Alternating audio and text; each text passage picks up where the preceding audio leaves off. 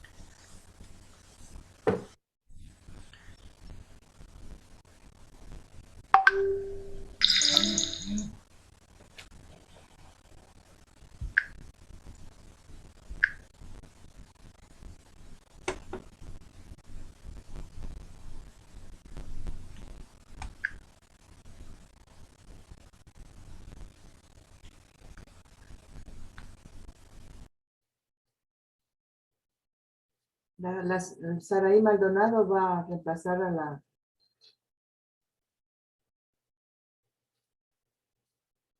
¿A quién? a Ana Vera, eso está en el chat. Ahorita, Que Ana pero Vera tiene una calamidad familiar y no puede presentarse. no tengo ninguna. En el chat interno está mi doctora ahí, del chat de expositores. Envió a la doctora. Claro, en el este. Y ahora, ¿cómo hacemos, cómo es Vivi para darle el correo, para ingresarle? Sería de que me envíe, por favor, el correo para decirle a José Manuel que le envíe el código. Virginia, ¿puede decirle usted? Porque yo no tengo ahorita acceso. Está en el chat, yo no creo, a ver. Pero qué raro, pero si está en el chat es porque ingresó. Pero necesito el correo de la doctora para enviarle. A ver, No, no. ahí lo acaba de poner. No, Anita Vera dice, Saraya. No, en el chat de aquí está. Ahí Buenas está. noches, querida. En las preguntas será. Soy Saraí Maldonado, dice, estaré reemplazando a la. Entonces, sabe, Vivi, ella está ya en la sala. Lo que tendríamos es que presentarle para que salga, para darle. Tengo que enviarle al código para que ingrese como panelista. Déjeme averiguar a José Manuel cómo lo hago. Ya. Hasta eso puede dar la primera charla a la doctora Virginia, ¿no? Sí, le mandamos por el chat indicándole cómo podemos hacer. Porque si le mandó el código la doctora, sería más fácil. Yo no tengo ya el teléfono de la Saraí. Yo cambié el teléfono y cuando cambia el teléfono pierde todos los.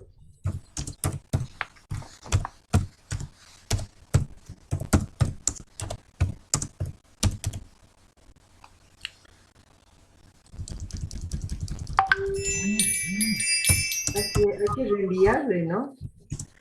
Claro, Lo voy a reenviar entonces.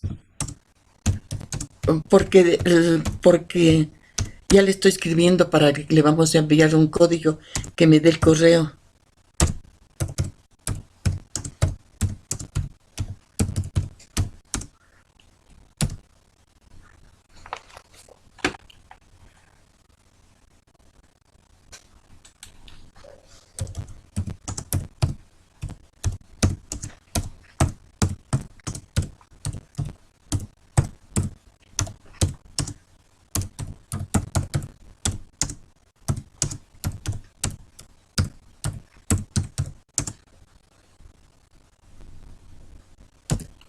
Mi doctora Patti, ¿me puede enviar por favor el teléfono celular de la doctora para enviarle el código de panelista para que ingrese?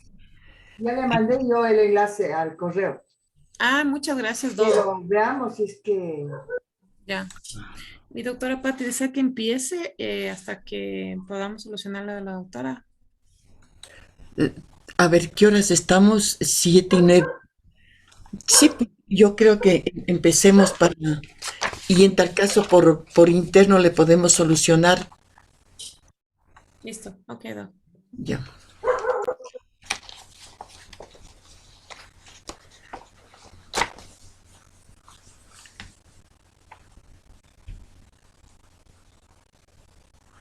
Muy buenas noches, estimados doctores. Para nosotros de Exceltis Pharma Ecuador es un gusto y un honor, de alguna manera, de esta manera, más que todo, muy importante, siempre apoyar todo lo que es a nivel científico para ustedes.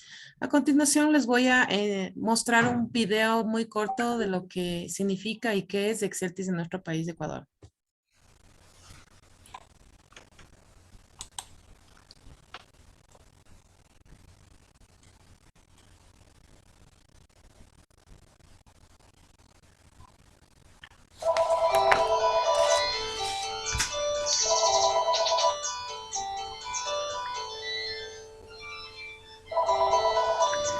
Exceltis es una nueva forma de...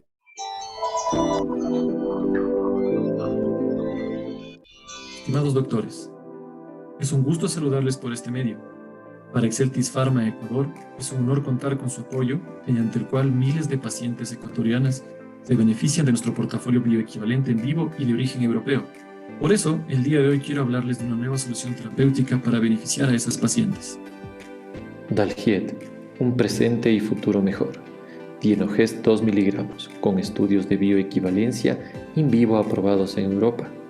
Logra la reducción de los endometriomas y ofrece adherencia al tratamiento a través de un precio preferencial que puede generar hasta un 43% de ahorro en el tratamiento anual versus otros competidores.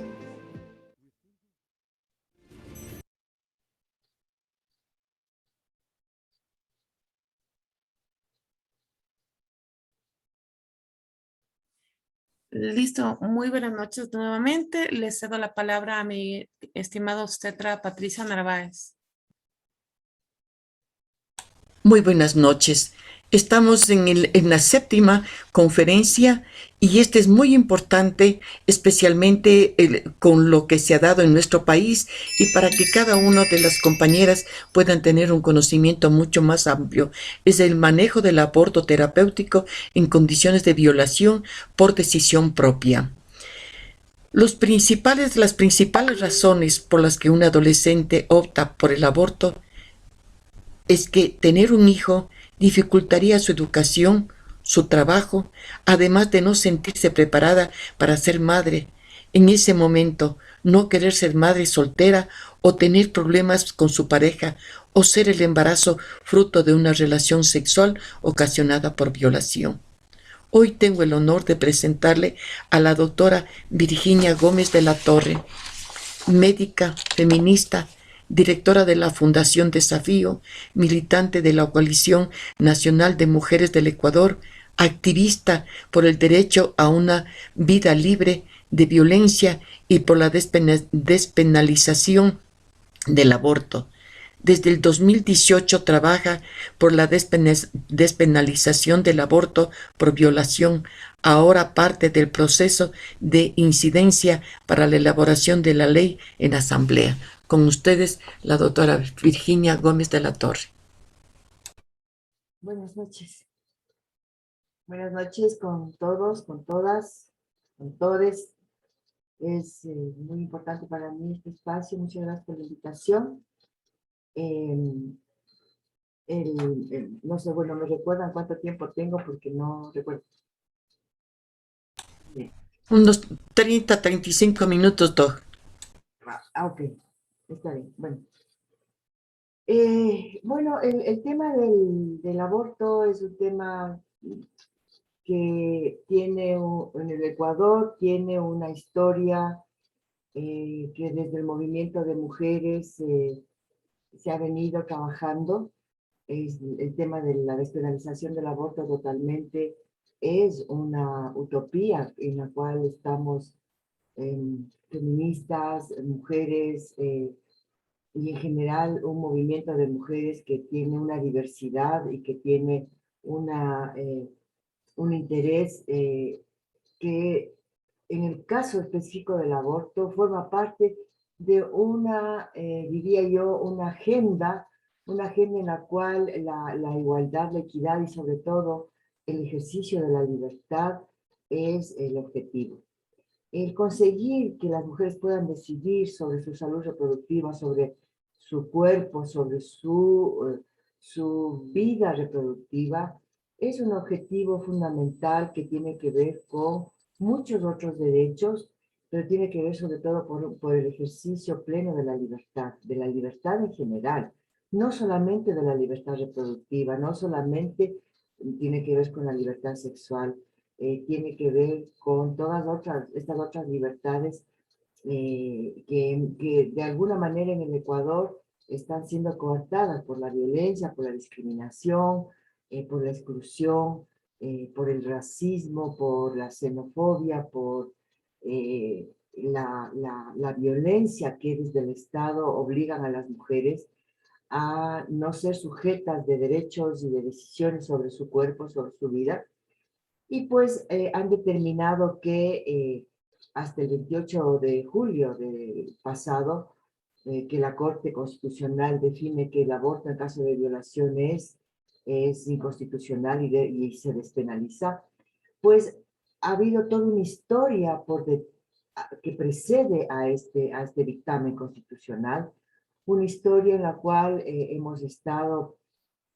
ha estado el movimiento de mujeres, hemos tenido aliadas y aliados, hemos sido parte del movimiento por el derecho a decidir a nivel latinoamericano, hemos recibido maravillosas influencias de nuestras compañeras feministas en América Latina, en Colombia. Se despenalizó el aborto por varias causales, incluida violación el año 2006, en Argentina se despenalizó en el año 2012 por violación, pero en Argentina todos sabemos que se ha despenalizado totalmente el año pasado. Uruguay tiene despenalizado totalmente el aborto, México, el Distrito Federal lo tiene despenalizado totalmente y ya 4 estados mexicanos lo han despenalizado también totalmente. Chile lo ha despenalizado en 2017, por violación, por malformaciones incompatibles con la vida y para salvar y para preservar la salud de las mujeres.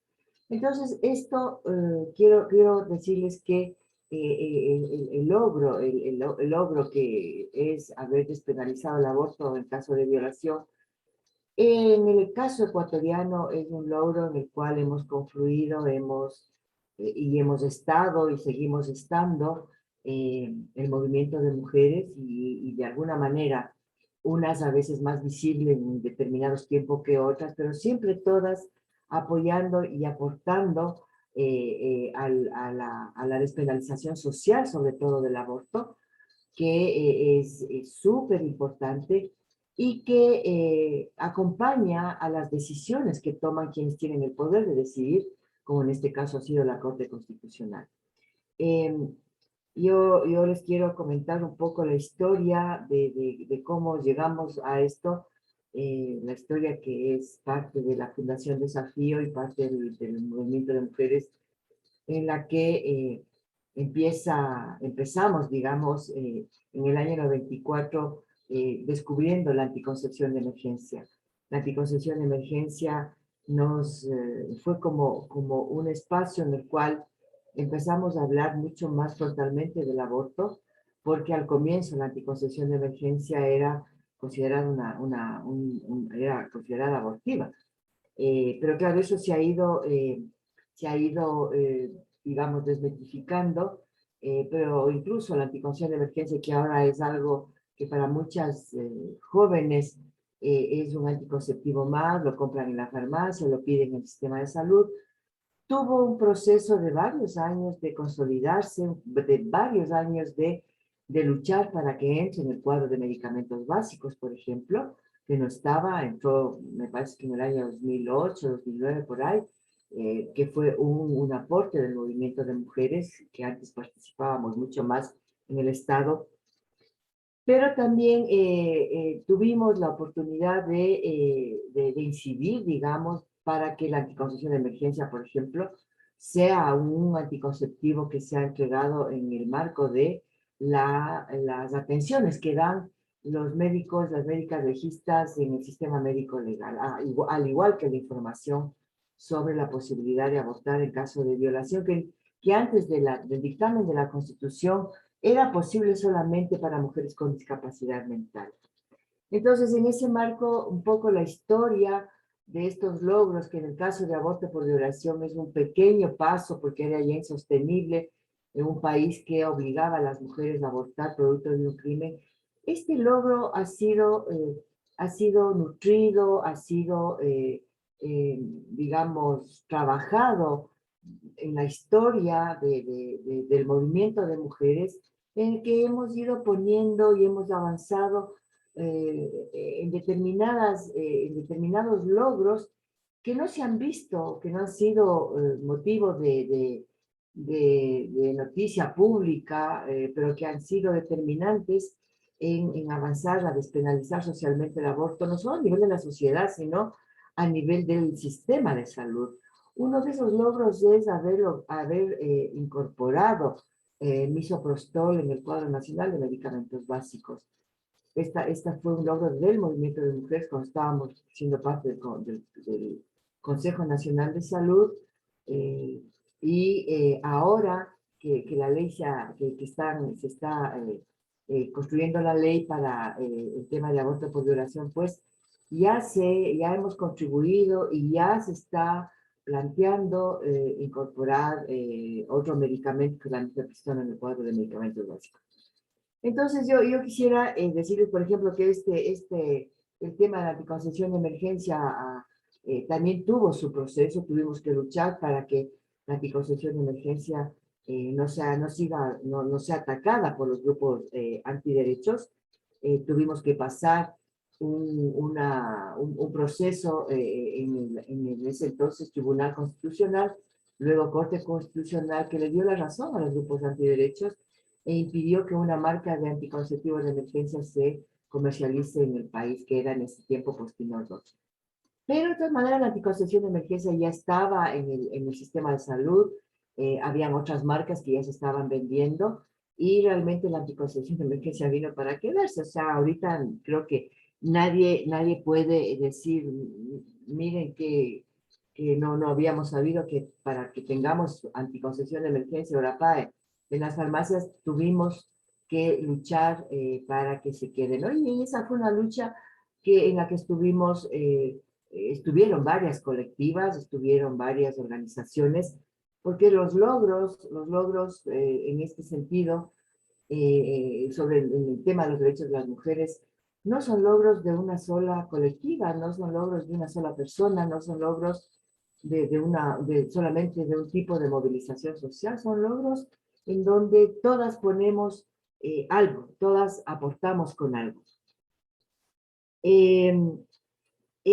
Yo creo que otro gran hito para entender cómo es que llegamos a aborto por violación, para que se penalice, fue la Asamblea Constituyente. Antes de la Asamblea Constituyente, en el 2007, hubo un intento de derogar el aborto terapéutico. Eso fue una cuestión muy emergente. Los grupos antiderechos, liderados por las iglesias, sobre todo por la Iglesia Católica, pues habían introducido una propuesta de derogar el aborto terapéutico, que ahora está, el artículo 150 es lo que define el aborto terapéutico en el Código Penal. En ese tiempo era el artículo 447, en ese tiempo el Congreso pues estaba a punto de decidir si se deroga o no el aborto terapéutico. Afortunadamente pudimos movilizarnos y demostrar que el aborto terapéutico salva vidas, y pues eso se archivó.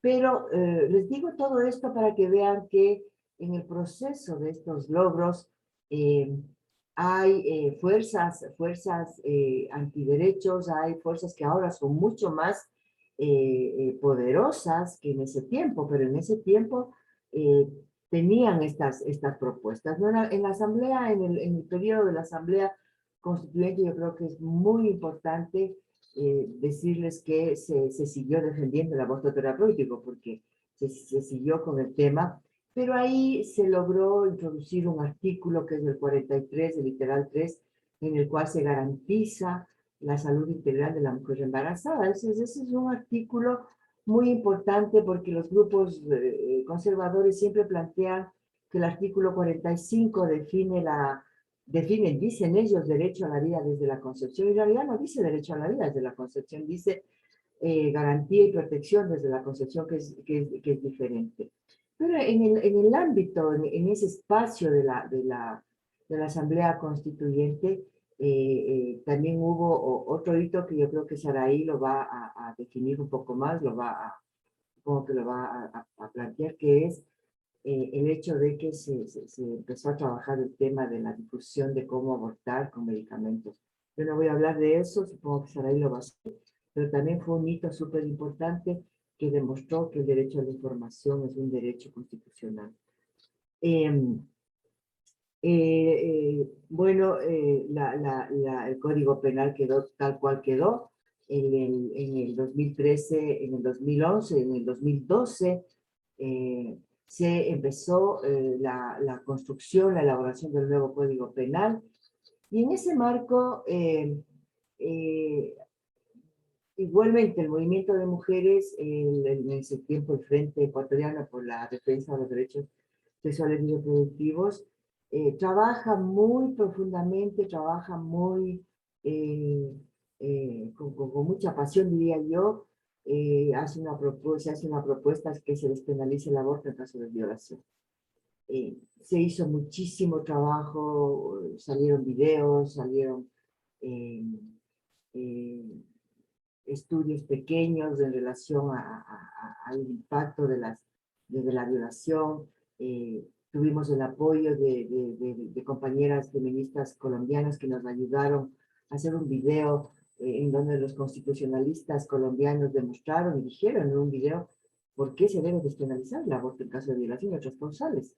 O sea, la sobrecarga, la carga excesiva, la equivalencia a la tortura de obligar a una mujer a parir producto de un crimen, a seguir con un embarazo en donde hay una malformación incompatible con la vida extrauterina, el salvar la vida de una mujer que tenga posibilidades de morir producto de ese embarazo, pues eso fue explicado en este video, y es un video que fue compartido con los ya en ese entonces asambleístas. Sin embargo, claro, en ese año, en el 2013, el expresidente Correa zanjó de la peor forma el debate, la propuesta, y impidió que se despenalice el aborto, dando un mensaje patriarcal, un mensaje absolutamente misógino, un mensaje machista, un mensaje de supremacía, diría yo, de un patriarca que se posiciona como dueño de los cuerpos y de los úteros de las mujeres, y mandando un mensaje de que los hombres son los dueños de las decisiones y de las vidas de las mujeres. Luego de ese proceso, pues, seguimos trabajando. Hubieron investigaciones importantes como vidas robadas, en donde se demostró el impacto de la violación y el embarazo en las niñas. Fue un impacto subjetivo ante la sociedad y ante quienes toman decisiones de cómo las niñas en marcos y en familias y en comunidades incestuosas, en violaciones que son violaciones de los padres, los abuelos, pues se habían quedado embarazadas. Entonces, en ese marco, pues, los estudios que demuestran lo terrible y el impacto que tiene un embarazo no deseado, no solo en las niñas, sino en las adolescentes y en las mujeres en general, creo que fue interesante y fue importante para trabajar y para aportar a lo que sería la despenalización social del aborto. Hay que decir también que es muy importante el hecho de que cuando el Código Penal se aprueba, también se aprueba un código en donde hay artículos que castigan doblemente al gremio médico, al gremio de la salud, y las denuncias y la judicialización de mujeres que llegan a los servicios de salud con abortos en curso, con abortos retenidos, pues empiezan a judicializarse, empiezan a ser denunciadas. Tuvimos nosotras en la Fundación Desafío que bueno, dicho sea de paso, fuimos en el año 97, la Fundación Desafío inauguró el primer servicio de acompañamiento a mujeres en situación de aborto, en situación de embarazo no deseado. Recibimos muchísimos casos de mujeres judicializadas, ¿no? Eso es un espacio y una problemática que en primera instancia lo enfrentó la Defensoría Pública a través del Defensor Público en ese tiempo, Ernesto Pazmiño, y después hay otras experiencias como las de acompañar a las mujeres judicializadas en estos procesos, que probablemente Saraí lo haga porque es su cuna la organización que acompaña estos casos.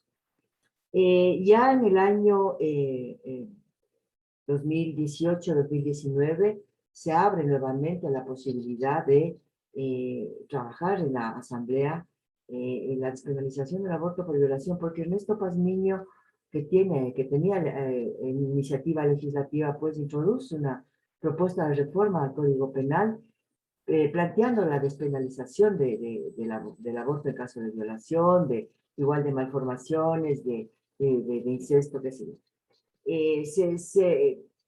Se plantea un debate, se plantea un proceso en donde se trabajó muy intensamente, se pudo canalizar la presencia de organismos internacionales, de gente experta, de gente que vino, un teólogo feminista famoso que fue Julián Cruz Altavino, abogadas expertas en el tema.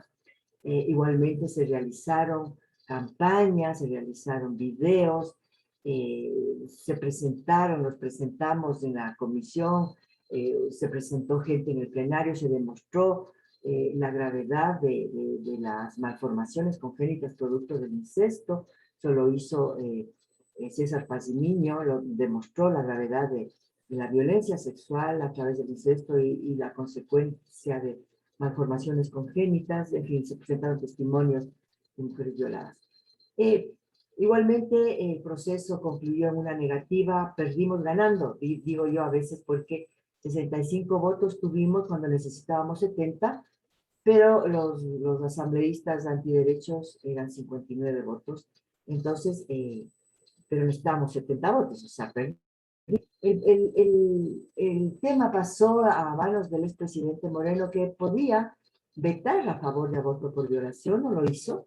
Los presidentes son colegisladores, los presidentes tienen muchísimo poder.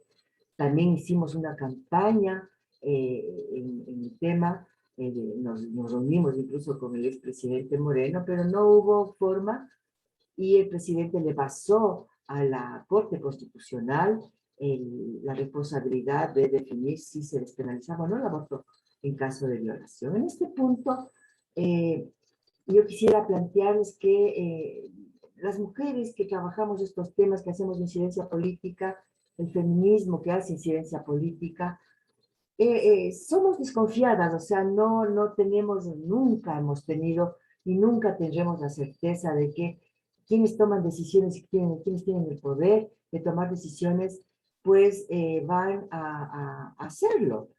Y en el proceso de la asamblea, nosotros jamás estuvimos con la certeza de que el tema sea despenalizado en ese momento. Además, hubo un impasse en el tema de la asamblea porque pusieron un plazo de 14 semanas cuando el antecedente que tenemos en el Código Penal y en la normativa sanitaria no tiene plazo para los casos de violación.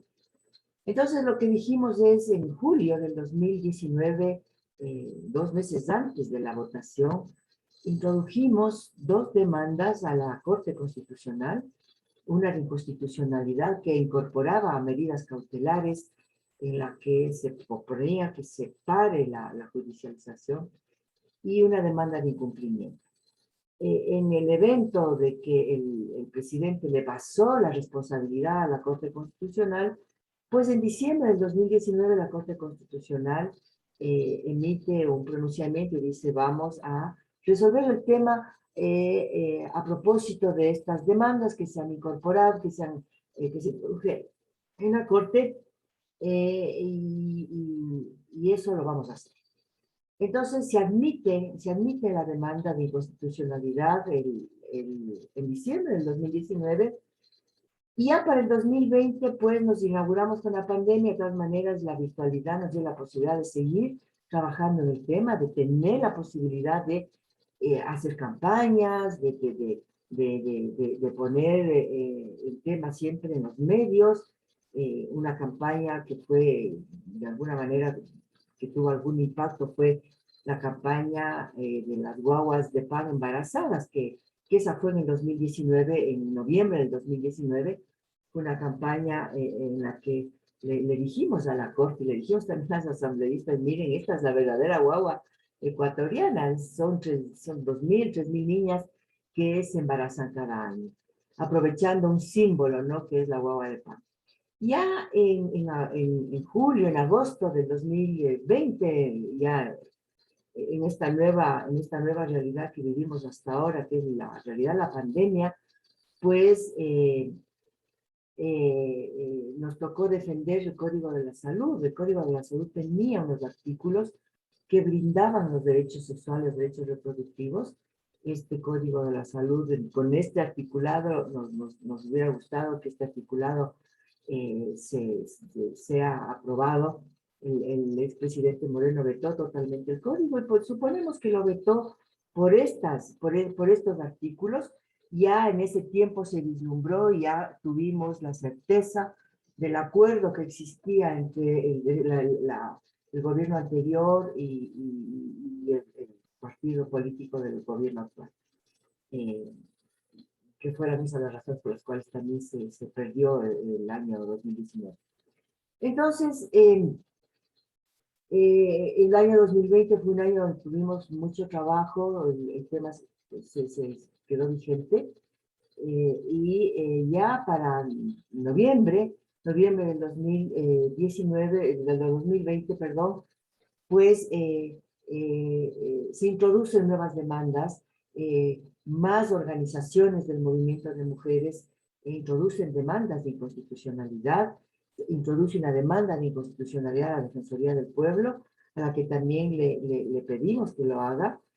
Y pues ya en pleno proceso electoral, la Corte Constitucional decide esperar a que se defina el tema de quién gana las elecciones, y el 28 de julio se dictamina que el aborto en caso de violación es legal, que es inconstitucional obligar a una mujer a parir producto de un crimen, a parir producto de un crimen atroz, a parir de un violador.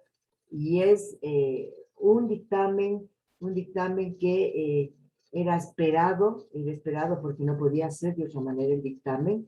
En términos simbólicos consideramos que es un dictamen que apoya la despenalización social del aborto, porque la utopía en relación a que se despenalice totalmente el aborto está intacta. En este país, las mujeres en capacidad, las mujeres en edad fértil y las personas con posibilidad de gestar no son libres de decidir. Entonces, en ese marco, todavía nos queda mucho camino por recorrer. No pensábamos que la Corte iba a plantear la elaboración de una ley, manda a elaborar una ley a la Defensoría del Pueblo. La Defensoría del Pueblo ha elaborado una ley que nos parece que está bastante bien logrado, ha recibido el insumo del movimiento de mujeres y la ley está en la Asamblea. La ley ahora está esperando definir a qué comisión va y en ese punto estamos en el tema de este dictamen constitucional. Paralelamente a eso, el dictamen lo dice muy claramente que no hace falta la regulación o la elaboración de la ley para que el derecho ya se ejerza. O sea, de hecho, el Ministerio de Salud está ya ha hecho, digamos, ya ha atendido varios abortos, los ha hecho en el marco de una propuesta que tiene bastante flexible, una propuesta que ha permitido que se interrumpan embarazos, incluso pasadas las 20 semanas, y pues el proceso en el ministerio está el proceso de incorporación de la mifepristona en el cuadro también está, y ahorita hay todo un proceso de participación para aportar al Ministerio de Salud los mejores argumentos para que este derecho se ejerza. Hay nudos críticos, obviamente, como en todas las cosas que las mujeres nos proponemos. Todo lo que tenemos en relación a los derechos nos ha costado mucho, no le debemos favores a nadie, no han sido quienes han estado en los puestos de poder, quienes nos han facilitado el trabajo, pero hay nudos críticos que hay que enfrentar en la elaboración de la ley. Yo me quedo por aquí nomás. Creo que en las preguntas podemos resolver más. Al final, mi querida, estimada Virginia, muchísimas gracias. Yo me quedo por ahí. Muchas gracias por la atención. Me place presentar a Saraí Maldonado, licenciada en Gestión para el Desarrollo Local, investigadora, activista, acompañante en el aborto. Tiene experiencia en procesos formativos en derechos sexuales y reproductivos, aborto seguro, salud, derechos humanos, y pertenece al Centro de Protección de Defensa de los Derechos Humanos Surcuna. Con ustedes, Saraí. Saraí, ¿vas a presentar alguna lámina? Hola Patricia, buenas noches con todas y todos. Qué gusto verte, Virginia, también a los tiempos, y gracias por la invitación. Soy Saraí Maldonado, como ya me presentaron. Ana Vera iba a ser la expositora y tuvo una calamidad familiar, lo que le impidió estar en esta sesión, se disculpa. Y bueno, yo también quisiera exponer en esta ocasión desde el trabajo que ha venido haciendo Surcuna.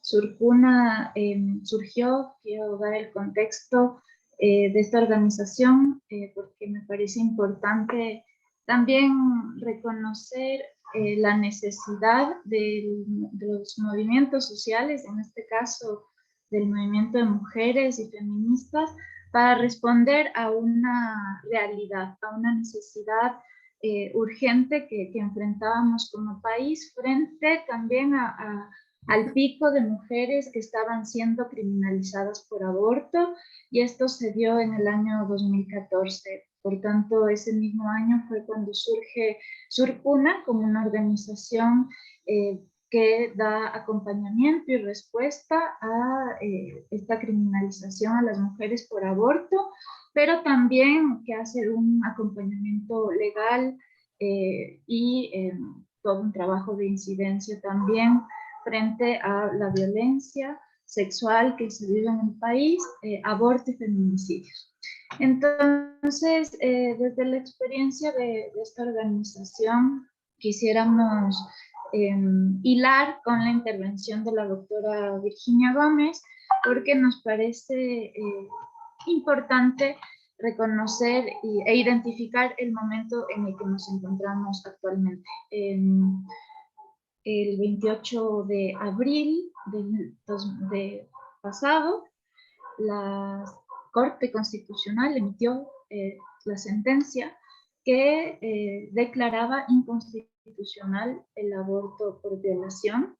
Por tanto, se sumó a las otras 2 causales que se permiten en el país para el aborto no punible.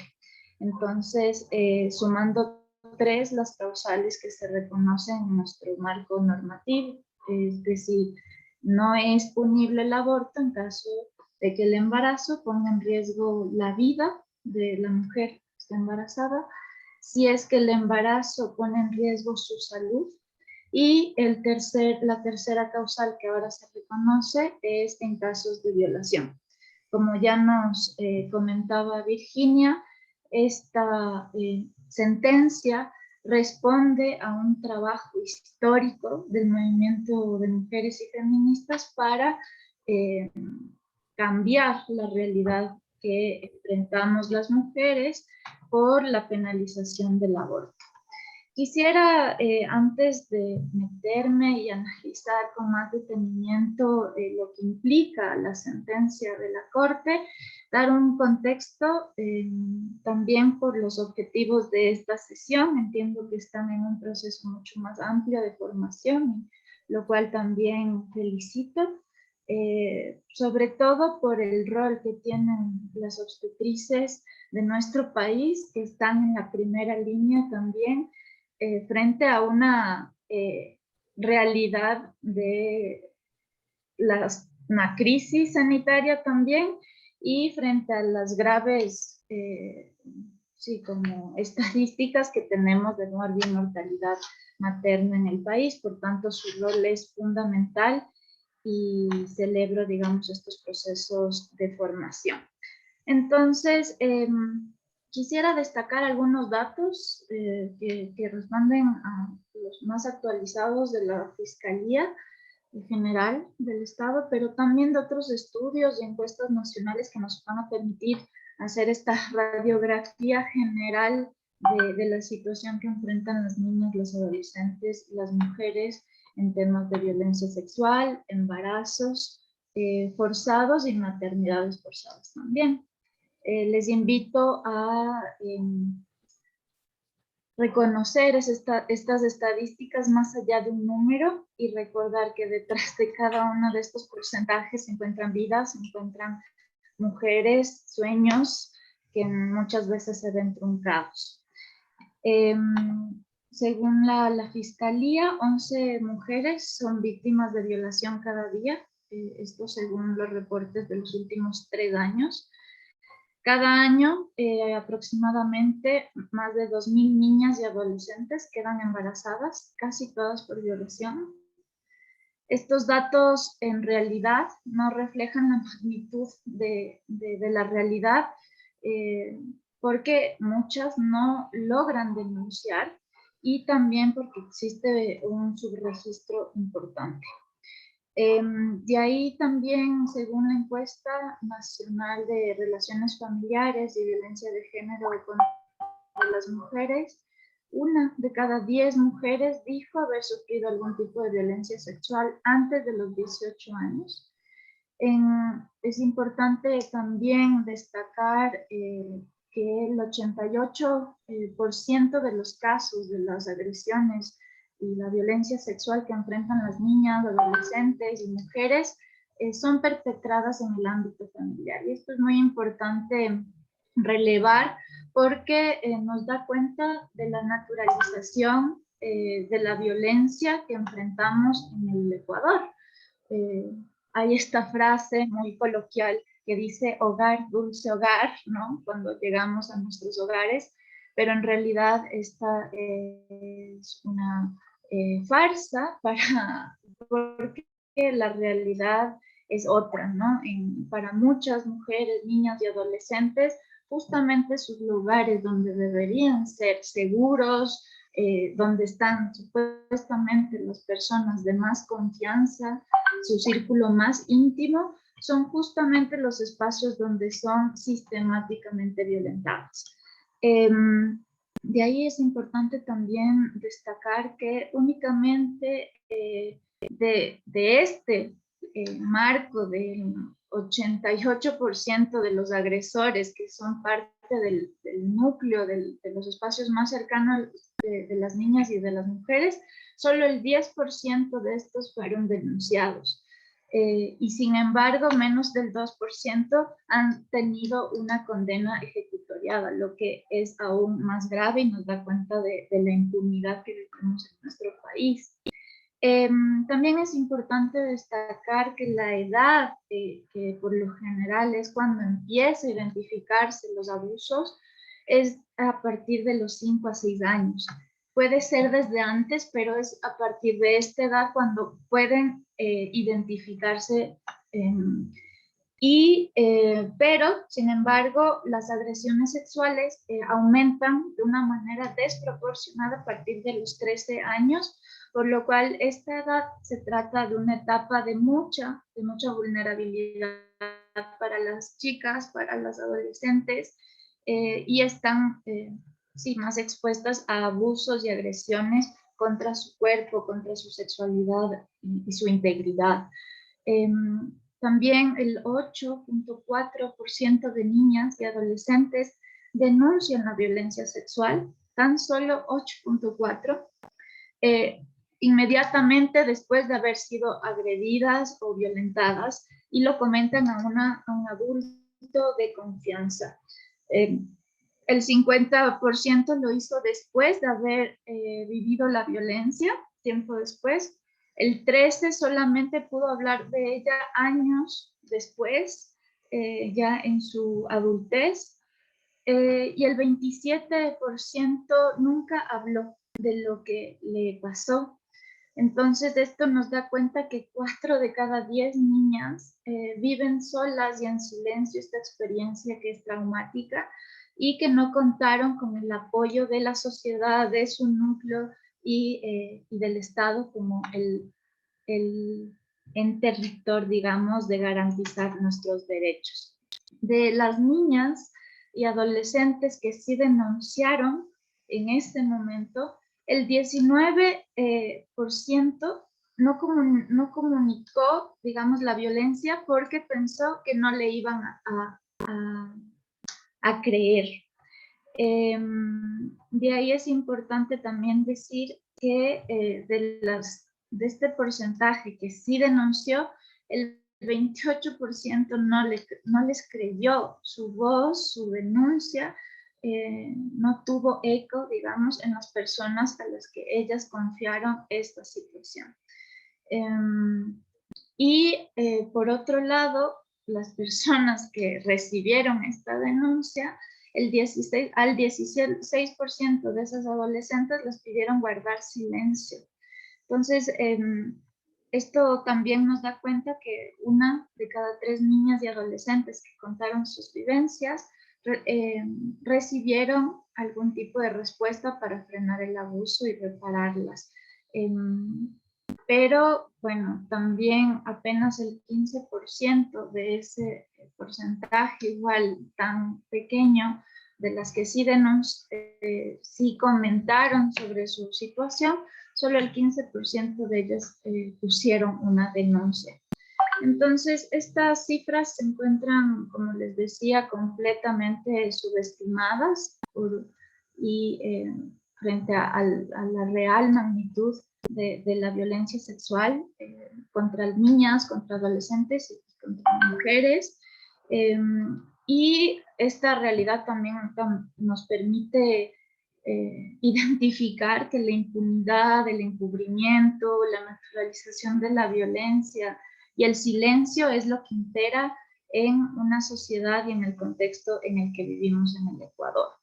Entonces, creo que frente a esta realidad, todos los pasos y las acciones, las estrategias que han sido implementadas por las organizaciones de mujeres, feministas y otros gremios han sido importantes para poner en la palestra pública esta realidad y trabajar para frenar la violencia sexual contra nosotros. Entre esas, el aborto como un derecho en el marco también de esas violaciones que provocan embarazos no deseados, no planificados, y por la legislación que teníamos, maternidades forzadas.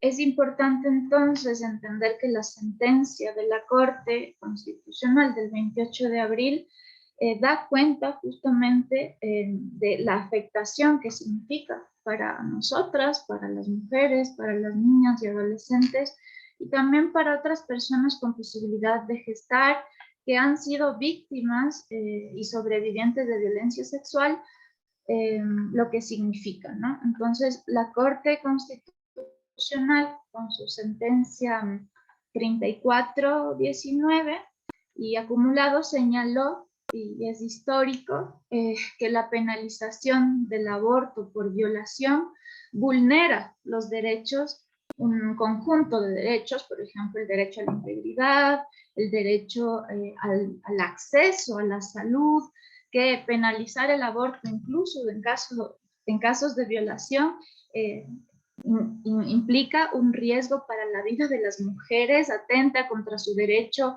a la libre determinación de su personalidad, de sus proyectos de vida, y que esta medida, digamos, punitiva de penalizar incluso en casos de violación no era idónea, no era necesaria, es desproporcionada y era una norma discriminatoria. Es decir, que ninguna persona víctima o sobreviviente de violación puede ser penalizada si opta por abortar. Y tampoco, y esto es importante para ustedes, y tampoco se puede penalizar a la persona que presta el servicio de aborto. Entonces, como les decía, esta se suma a una más de las tres causales. Tendríamos salud, vida y violación como las tres causales que se permiten en nuestro país. Entonces, ¿qué es lo que dispone la sentencia de la Corte Constitucional? Por un lado, como les decía, aun cuando la Constitución establece el deber de precautelar la vida desde la concepción, la Corte Constitucional lo que analizó en su sentencia es que este es un valor dentro de la Constitución, pero que tiene que ser interpretado no de forma aislada o absoluta, sino que debe ser entendido en un contexto y en relación con otros principios que la Constitución también reconoce. En este caso, con aquellos derechos de las mujeres que han sido víctimas de violación. Por otro lado, la sentencia de la Corte señala que la violencia sexual es un acto atentatorio contra la integridad de las mujeres, como habíamos hablado, en contra de las niñas y en contra de las adolescentes, porque su integridad en la dimensión física, sexual, moral, psicológica, se ve afectada obviamente por un suceso de estas características. La violencia sexual genera una serie de violaciones a un conjunto de otros derechos, ¿no es cierto? Entonces, la Corte reconoce que penalizar el aborto en casos de violación era menoscabar la integridad, la intimidad, la autodeterminación, la salud, la dignidad y la vida de quien haya sufrido esa vejación y resultado de eso haya quedado embarazada y que no pueda abortar de manera legal. También reconoce la Corte Constitucional que un embarazo forzado, consecuencia de una violencia sexual, es un atentado contra la vida, como veíamos, y también se puede considerar como tratos crueles e inhumanos y por tanto una tortura. El embarazo, como sabemos, es un proceso que compromete el cuerpo de las mujeres y las revictimiza, pues les son impuestas transformaciones físicas, fisiológicas, que son con fines del embarazo y que ellas no pueden controlar. Por tanto, las somete a también posibles riesgos médicos que están relacionados con las complicaciones derivadas del embarazo, labor de parto, pero también consecuencias y trastornos emocionales y psicológicos como la depresión, la humillación, la vergüenza, el estigma que pueden vivir, y también la impotencia durante las etapas de gestación, lo cual en muchos casos puede llevar incluso a la muerte o estar directamente vinculada en el país, y que deben ser analizados desde esta perspectiva de género. También la Corte, y es importante señalar todo este análisis y esta justificación que hace, que la maternidad forzada en casos de violación anula el desarrollo de la personalidad y la autonomía reproductiva de las mujeres y las despoja de su capacidad y de su derecho a decidir lo que es mejor para cada una de ellas. Por tanto, las coarta y las obliga a estar en un círculo de violencia, de pobreza y de exclusión, lo cual es aún más atentatorio. Es importante que ustedes sepan que el personal de salud que brinde asistencia en la interrupción voluntaria del embarazo en casos de violación no podrá ser penalizado en ningún caso ni circunstancia, y también que sepan que la sentencia es de inmediata y directa aplicación. Esto quiere decir que deben brindar servicios de aborto por violación a las mujeres que lo soliciten de manera inmediata desde el 29 de abril, y ya hay varios casos que están siendo atendidos desde esta fecha. Todos los procesos penales que se lleven contra mujeres por aborto consentido, producto de la violación, van a ser archivados, deben archivarse y cerrarse, y deben otorgarse la libertad de forma inmediata a las mujeres o profesionales de salud que se encuentren en esta situación.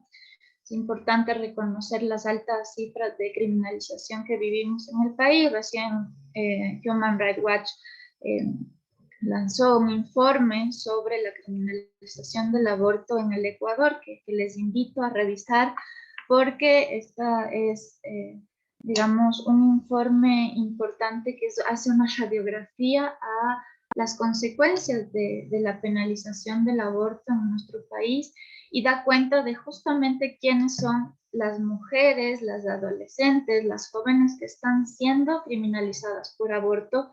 Y si vemos los perfiles de esas mujeres, nos daremos cuenta que son provenientes de los sectores excluidos de la sociedad. Las mujeres jóvenes, las mujeres empobrecidas, las mujeres de sectores periféricos y rurales del país, las mujeres que están en situación de movilidad humana. Es decir, penalizar el aborto como da cuenta de la penalización de la pobreza y también, digamos, de la injusticia social que rodea, digamos, a la penalización del aborto.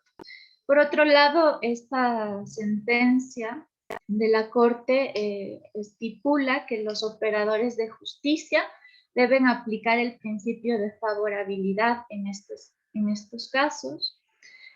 También hay un estudio muy interesante a nivel regional que analiza cómo los jueces, el accionar de los jueces, muchas veces actúan desde sus principios morales y religiosos y atentan a la versión de las mujeres, no les creen, no colocan las pruebas que descargarían la versión de las mujeres, y por eso no es un caso aislado el de Ecuador, sino una práctica sistemática en nuestra región. Por eso la Corte hace este llamado para que los operadores de justicia apliquen este principio de favorabilidad para las mujeres, niñas y adolescentes que deseen abortar después de un proceso, de una situación de violencia sexual. También, y esto también es importante, que la falta de regulación no podrá ser pretexto para incumplir la sentencia, ni sancionar a las mujeres o profesionales de la salud que interrumpan voluntariamente el embarazo producto de la violencia sexual. Entonces, esto quiere decir que aunque no exista aún la normativa que debe garantizar el acceso al servicio de salud, esto no podrá ser impedimento de ninguna manera para que no se le facilite a las mujeres, niñas o adolescentes el acceso al aborto legal en casos de violación. Y bueno, como ustedes sabrán, la Corte, y como nos comentaba Virginia, se debe preparar un proyecto de ley que ya fue presentado por la Defensoría del Pueblo para que la Asamblea norme cómo va a ser, digamos, la ruta para el aborto legal.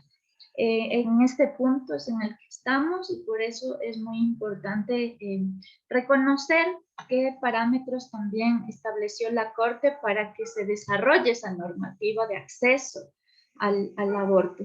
Y bueno, es importante comentar que no se puede exigir una sentencia ejecutoriada por el delito de violación, tomando en cuenta que el sistema de justicia en casos de violencia basada en género, como es la violencia sexual, es tan deficiente e inoperante y por tanto pedir una sentencia ejecutoriada sería una traba inminente para el acceso a este derecho de aborto por violación.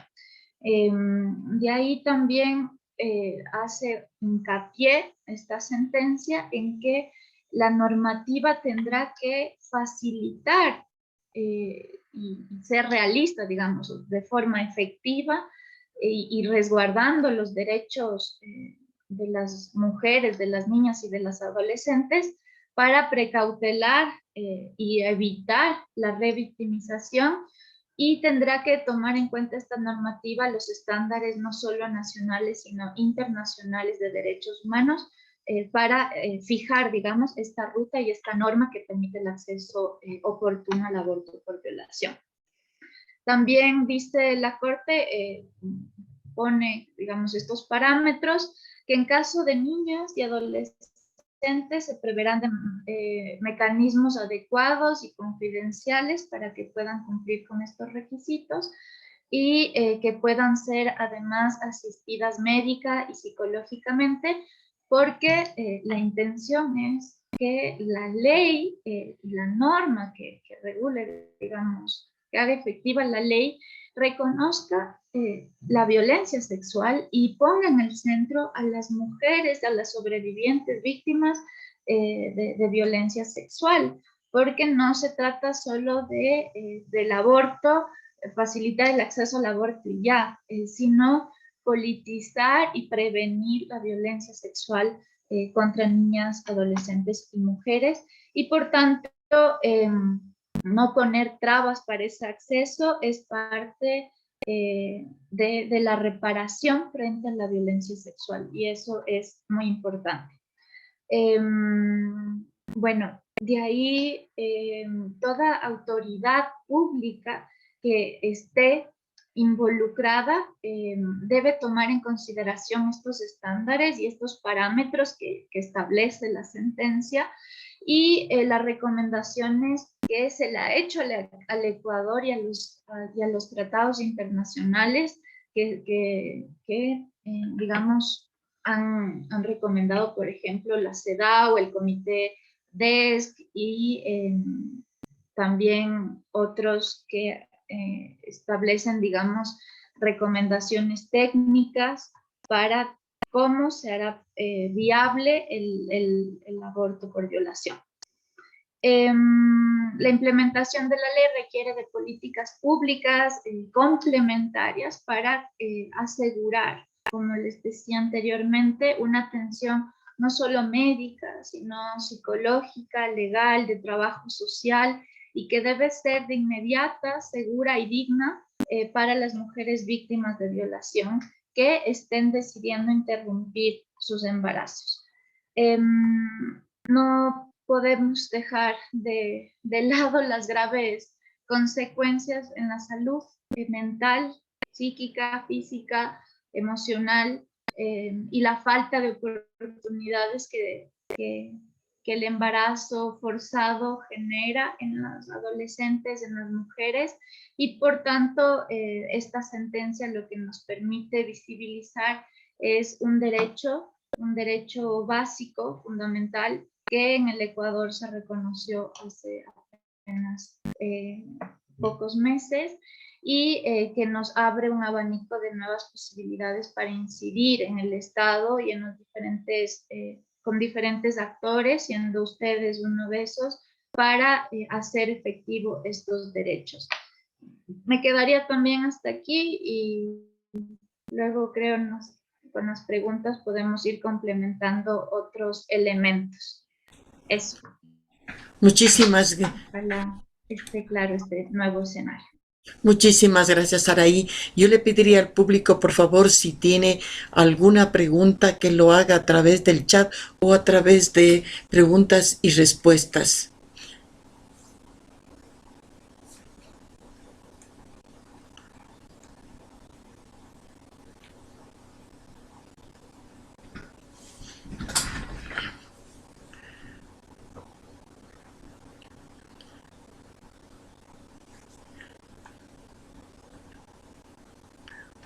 No, no tenemos.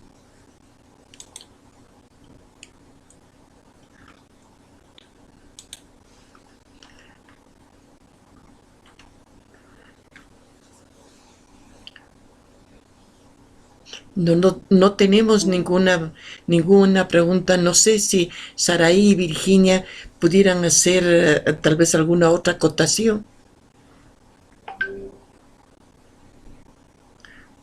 Bueno, no sé, para concluir, decirles que estamos en un momento en el cual el escenario de construir una ley es un escenario complejo, es un escenario en el que amerita mucha argumentación y amerita mucho debate también, ¿no? En la asamblea y también en el gremio médico.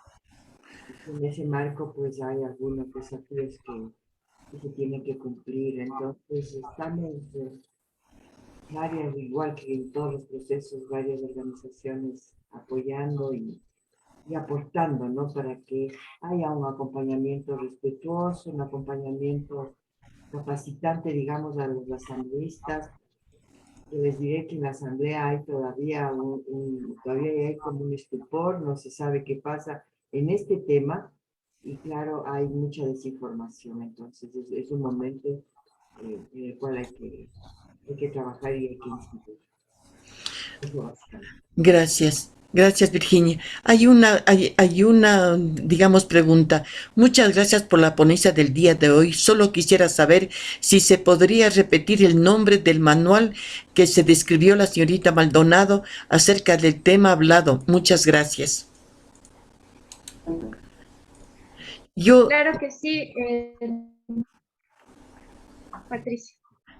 Yo quería, perdona la interrupción, a veces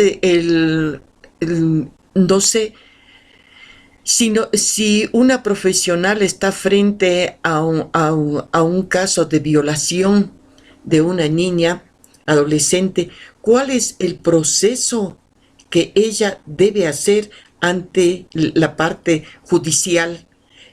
¿Cómo debe haber ese comportamiento? Y ahí te doy Gracias, Patricia, de que me haya realizado la pregunta. Sí, justamente como les decía, como es de aplicación inmediata,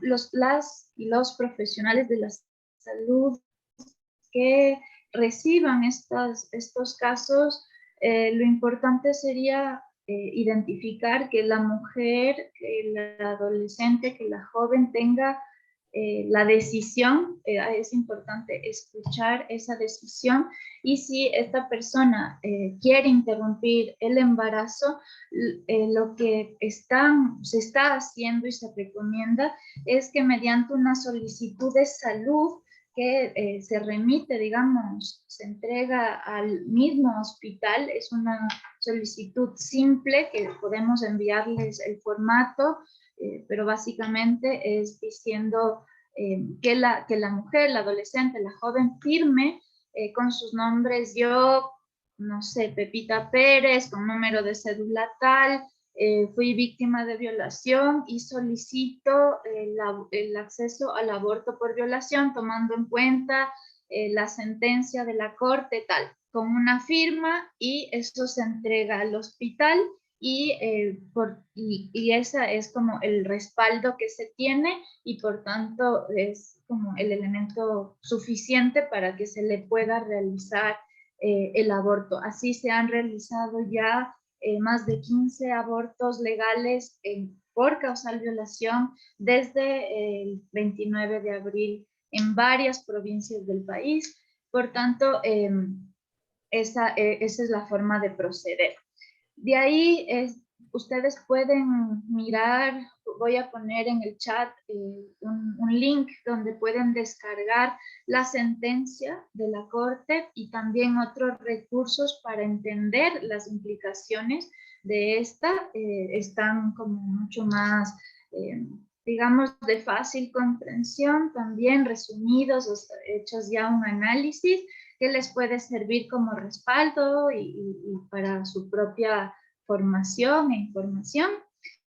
Y yo lo que quisiera complementar y para finalizar es que sí nos encontramos en un escenario desafiante. Mil disculpas. Nos encontramos en un escenario desafiante y creo que tenemos desde los distintos sectores y actores involucrados incidir para que la normativa que permita aterrizar esta ley garantice el acceso a las mujeres, reconociendo la diversidad de contextos en los que se encuentran, barreras de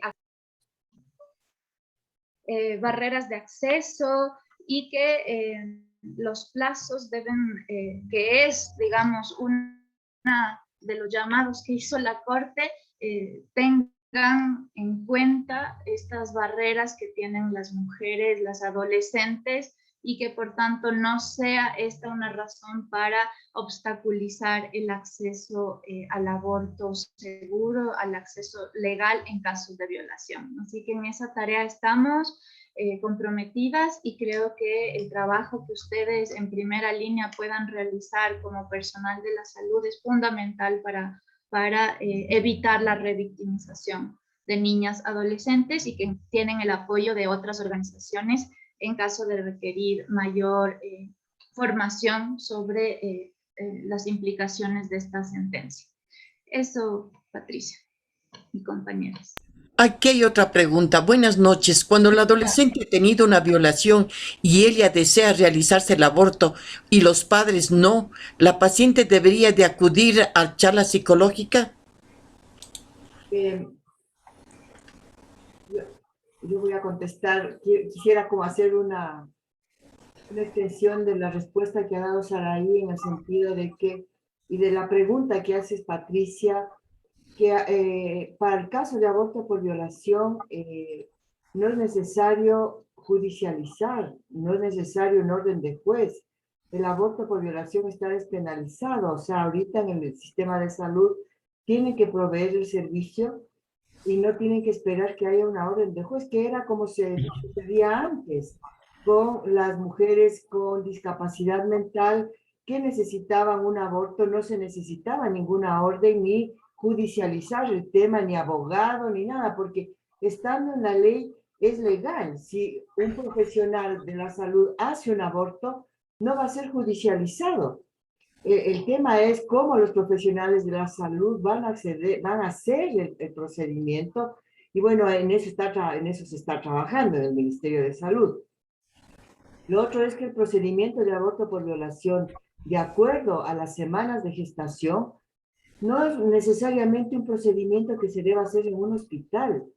O sea, la tecnología que ahora hay, la posibilidad de interrumpir un embarazo con medicamentos, hace que esta prestación de salud pública pueda ser incluso en el primer nivel de atención, en el segundo nivel, ya embarazos que tengan una complejidad mayor por el número de semanas, obviamente tendrán que hacerse en el tercer nivel de atención, pero en general no es un procedimiento que se tenga, no es un procedimiento hospitalario.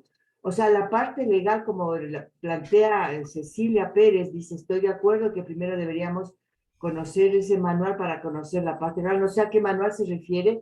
Hay una guía de interrupción terapéutica del embarazo en el Ministerio de Salud. Ustedes la pueden descargar entrando a la página del ministerio, y esa guía se está actualizando ahora para abortos por violación.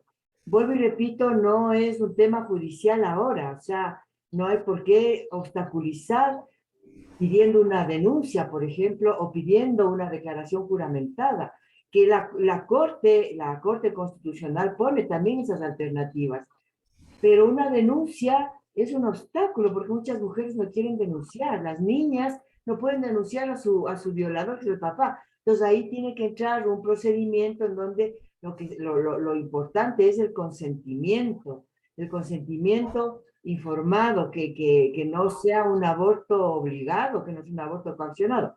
Entonces, en ese marco, pues, el sistema de salud tiene que plantearse, capacitarse, desarrollar acciones de manera que la posibilidad de tener esta interrupción sea lo más expedita, ¿no? Y lo menos complicada. Una declaración juramentada, por ejemplo, es un obstáculo porque cuesta y no en todo el país hay notarías para hacer declaración juramentada. Les digo esto porque si van a leer la sentencia, ustedes van a ver que en la sentencia se sugiere eso.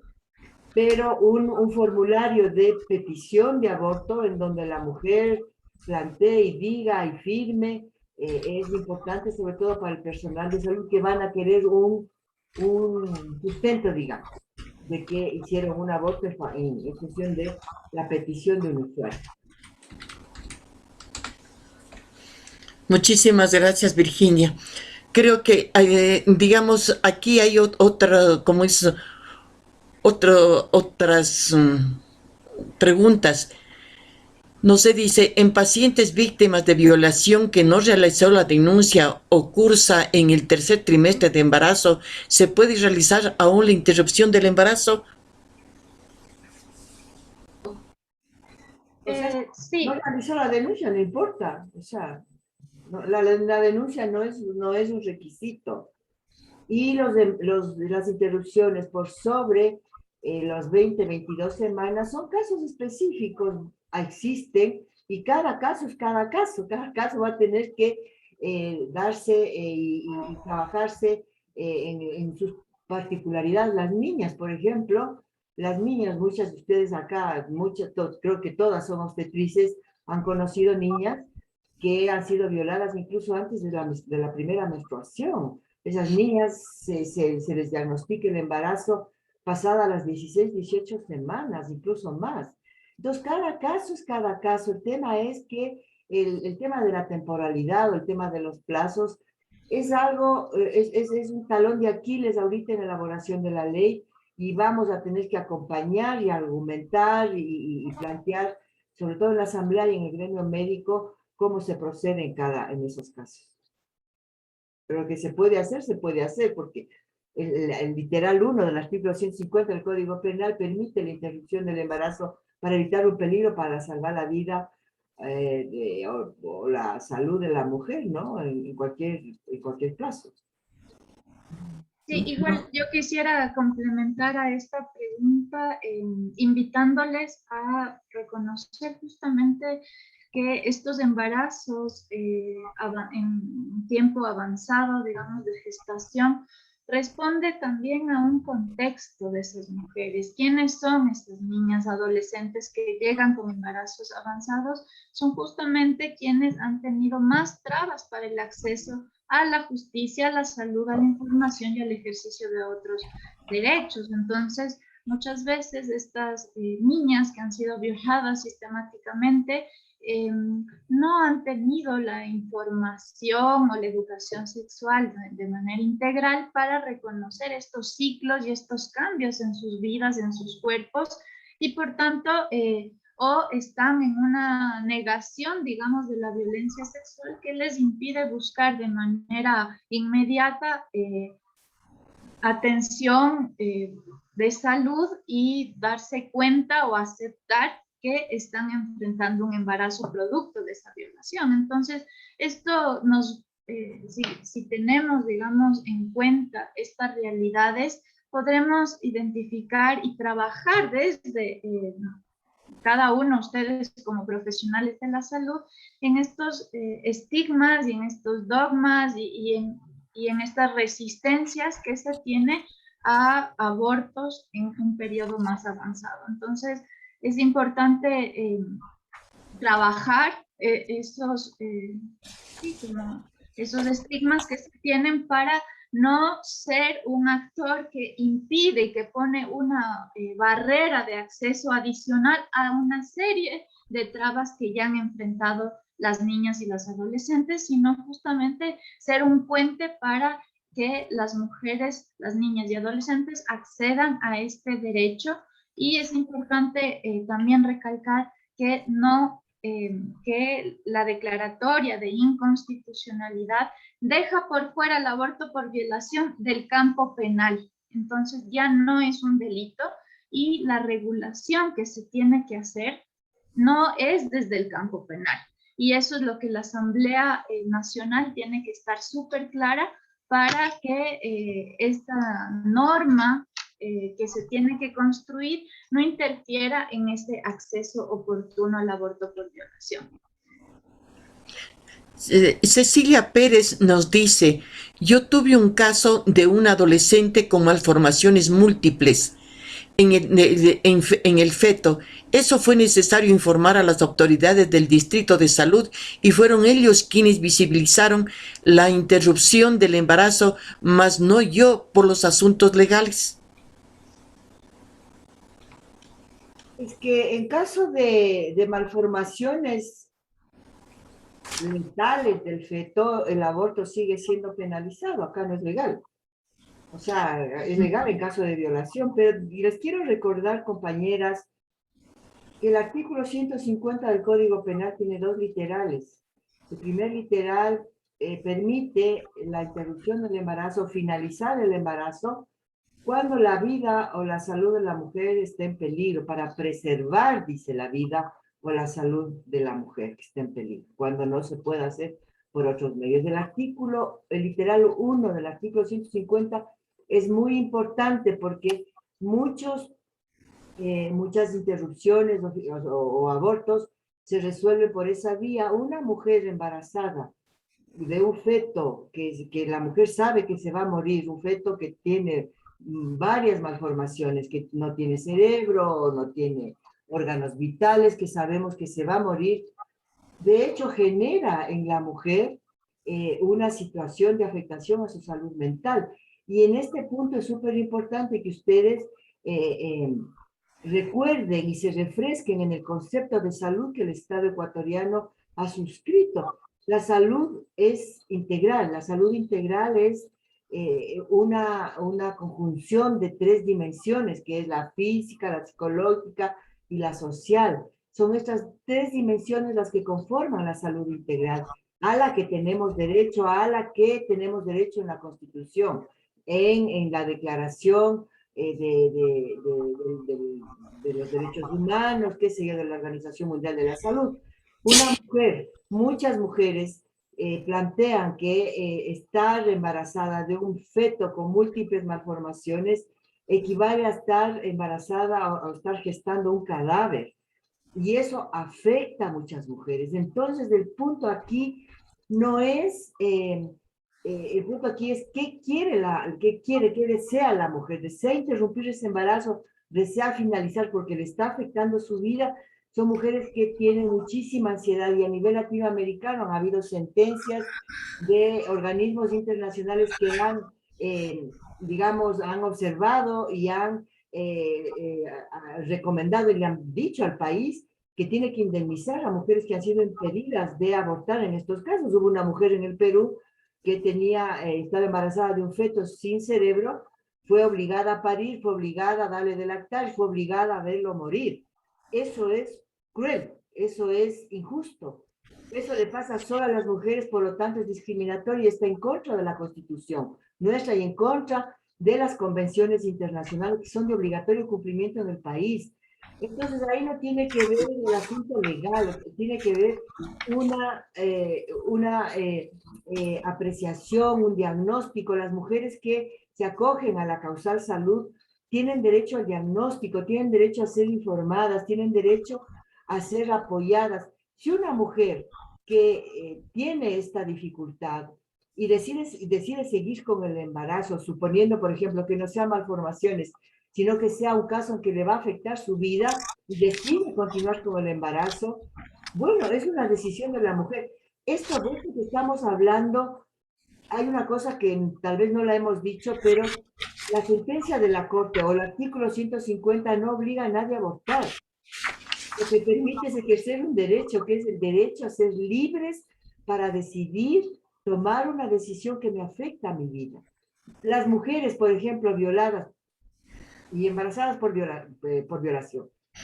Habrá mujeres, probablemente, no podemos saber, pero probablemente habrá mujeres que decidan continuar con el embarazo. Esas mujeres también son víctimas y hay que apoyarlas. O sea, la violación es algo que le va a acompañar toda la vida, al igual que le va a acompañar toda la vida a la mujer que decidió abortar.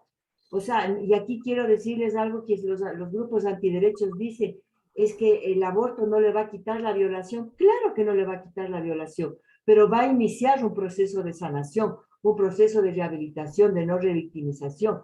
Las mujeres violadas, que son víctimas, porque son víctimas, tienen derecho a la reparación integral. La reparación integral es un concepto legal que está en la Constitución, que está en el Código Penal.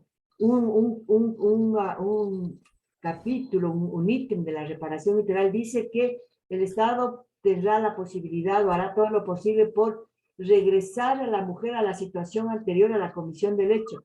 En el caso de violación no hay cómo, porque nadie le va a quitar la violación. Pero antes de la violación la mujer no estaba embarazada. Y si la mujer quiere interrumpir ese embarazo, tiene todo su derecho en el marco de lo que significa la reparación integral, que es un derecho que está en la Constitución y está en las leyes. Entonces, eso no es por asuntos legales. O sea, si ahora una obstetriz hace una interrupción con la petición y siguiendo el protocolo, siguiendo la normativa en el segundo nivel, en el primer nivel de atención, no va a ser judicializada, porque ya no es delito hacer un aborto cuando es una violación. Y ahorita tenemos acceso a medicamentos, ¿no? Como el misoprostol. Muchísimas gracias.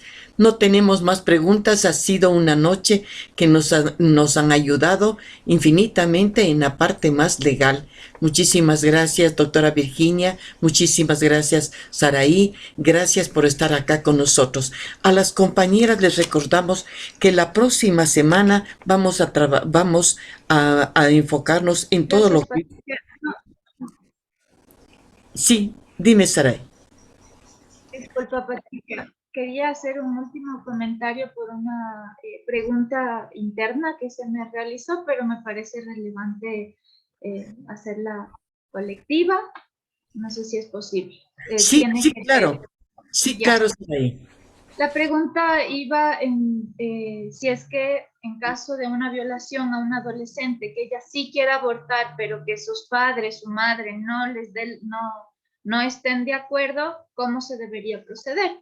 Y ahí lo que establece la sentencia y el derecho internacional y constitucional es que las personas adolescentes tienen titularidad de sus derechos. Entonces, la Constitución reconoce que la toma de decisiones libres, informadas, voluntarias y responsables sobre su sexualidad también es un derecho de las adolescentes. Por tanto, son titulares de esos derechos y pueden decidir sobre su salud y su vida. Entonces, lo que analiza la Corte Constitucional es que los padres, madres o representantes legales o quienes ejerzan el papel de tutores de estas personas adolescentes no podrán intervenir e interferir en el ejercicio de estos derechos sexuales y reproductivos. Entonces, esto nos permite entender desde un espectro como más amplio que cualquier injerencia en el ejercicio y en la decisión de estos derechos sexuales y reproductivos de las adolescentes sería sumar una vulneración más a ese derecho. Entonces son las y los adolescentes, en este caso las adolescentes, las que tienen la decisión para decidir, si es que ya decidieron interrumpir el embarazo, que accederlo. Eso quería como aclarar también. Y que el personal de salud no puede negarse a dar un servicio y digamos el acceso al aborto legal en casos de violación. Eso también es importante. Tiene que normarse aún, pero tiene que garantizarse el derecho a esa mujer, a esa adolescente.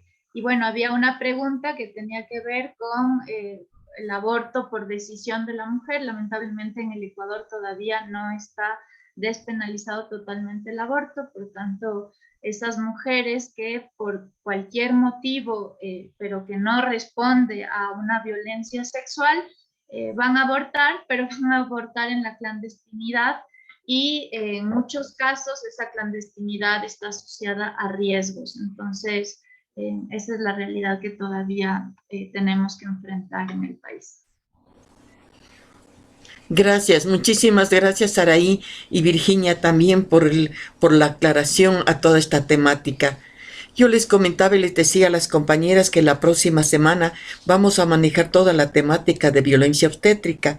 Por favor, desde el 11 de agosto vamos a mirar sobre la realidad que tenemos en el país, la iniciación de la vida sin violencia por parte del grupo El Parto es Nuestro y el parto orgásmico, un derecho de toda mujer, que lo hace una ponente argentina, y también toda la normativa de casa de partos. Por favor, con el mismo link, ustedes deben ingresar a las 7 de la noche.